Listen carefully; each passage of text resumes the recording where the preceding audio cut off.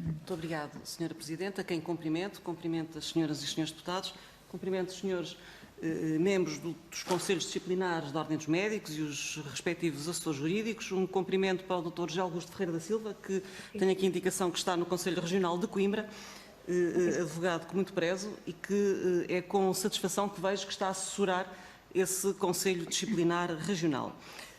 A questão que coloco prende-se com a própria estrutura dos processos. Estes processos, por responsabilidade médica, por negligência médica, têm uma estrutura muito própria, desde logo porque os médicos podem ser acusados e podem ser punidos pela via disciplinar, criminal e pela responsabilidade civil, que é a indemnização que é dada ao cidadão. O caso que está aqui em cima da mesa é muito grave, mas é um dos imensos casos, infelizmente, que estão nos tribunais, de resto estará agora em fase de investigação no DIAP, mas que estão nos tribunais e que estão a correr nos conselhos disciplinares. E as questões que coloco prendem-se com questões muito prosaicas e muito pragmáticas. Nós sabemos que nos tribunais, e há bocado a senhora professora, penso que do Conselho Regional do Norte agora, referiu que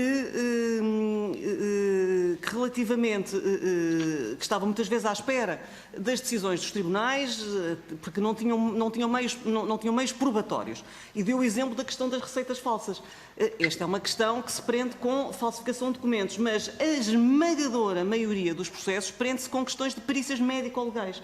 Nós sabemos que, em termos legais, é obrigatório que a entidade que faz a perícia seja ou os colégios da especialidade ou o Conselho Médico-Legal, que funciona na órbita do Instituto Nacional de Medicina Legal. Sabemos também e conhecemos a dança das cadeiras dos senhores médicos entre os colégios da especialidade e esse Conselho Médico-Legal, e sabemos também o que é que significam os pareceres e o que é que são esses pareceres. Sabemos também que esses pareceres constituem prova taxada ou prova vinculada, o que significa que, em termos de apreciação pelos tribunais e pelo Ministério Público, é a prova taxada, a perícia, ou o parecer, a consulta técnico-científica, que é como se chama o parecer que é emitido pelo Conselho Médico-Legal, é aquele juízo técnico-científico que é subtraído à livre cognição do julgador e, como tal, fica subtraído à livre apreciação,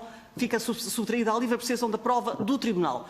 O que significa que, como os senhores médicos que me estão a ouvir muito bem sabem, e os senhores juristas também, que não conheço nenhum caso em tribunal, e ando há muitos anos nos tribunais, em que uma decisão tenha contrariado um parecer que tenha vindo da Ordem dos Médicos, dos colégios da especialidade e do Conselho Médico-Legal. Sabemos também que, muitas vezes, apesar de a decisão disciplinar não fazer prova no processo crime e no processo cível, sabemos que é absolutamente fundamental. Porquê? Porque contém um juízo pericial, um juízo técnico, que os tribunais depois, e os tribunais em sede de decisão, depois quando for feito o julgamento, e os DIAPs em sede de investigação, que não conseguem infirmar, desde logo por uma questão muito simples. Nós sabemos que estes processos por responsabilidade médica são uma autêntica via sacra por parte do cidadão. E quero aqui também chamar, e não posso deixar de dar os parabéns aos senhores médicos que se candidatam para desempenhar funções pro bono, como disse e muito bem a senhora Presidente do Conselho Regional do Sul, mas também não posso deixar de dizer que se candidatam a essas funções. Portanto, o facto de as estarem a desempenhar de uma forma pro bono não pode ser razão para não as poderem desempenhar com a celeridade e com a eficácia que são absolutamente fundamentais e inerentes às atribuições da Ordem dos Médicos, que é uma associação pública profissional, é uma associação de interesse público e que faz fé de que os seus membros são absolutamente capazes para garantir o exercício da medicina conforme as leis artes no estado atual da medicina. E isso é um selo de garantia ao cidadão. E por isso a responsabilidade dos Conselhos Regionais e do Conselho Superior, que é o órgão de recurso para onde se recorre das decisões proferidas em primeira instância, chamamos-lhe assim, que são os órgãos dos Conselhos Regionais. Sabemos que é absolutamente, eu não me recordo, e posso dizer que é quase uma prova impossível conseguir arranjar um médico que vá defender o cidadão a um tribunal, ao Ministério Público. Portanto, muitos dos arquivamentos que foram falados, e tomei boa nota do que refere que o médico, enfim, que deu aso a estas audições, Dr. Nuno Carvalho, e sem pronunciar sobre os processos em concreto que desconheço e sem desmérito pela presunção de inocência, não posso deixar de tomar nota que foram referidos 19 processos. Olha, o Estatuto Disciplinar da Ordem dos Médicos, o Regulamento Disciplinar, o Regulamento 631 de 2016, refere no seu artigo 16, número 1, e o seu número 3, a linha C e D, as questões da reincidência e da acumulação de infrações. Portanto, os Conselhos Regionais não podem deixar de saber que estes processos estão pendentes, têm que se organizar de forma a que um médico que tem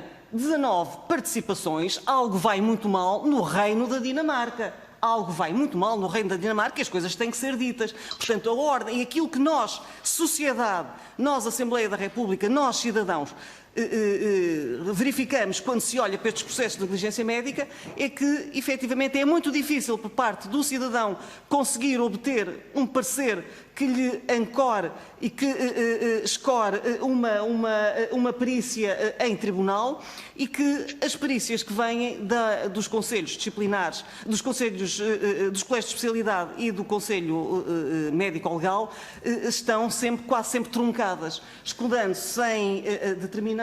Agradecer que termine, Sra. Deputada. De maneira que, muito obrigado, Sr. Presidente, feita esta apreciação, a questão que eu coloco é, sabendo-se que as perícias médico-legais são a sentença dos casos nos tribunais e daí a importância das decisões dos Conselhos Regionais, depois confirmadas ou não pelo Conselho Superior, eu pergunto que medidas é que propõe para alterar o sistema de aferição das perícias médico-legais e, no fundo, da prova no âmbito da responsabilidade médico-legal da negligência médica. Muito obrigada. São essas decisões que vão constituir as verdadeiras sentenças. Muito obrigada. Muito obrigada, Sra. Presidente. com certeza.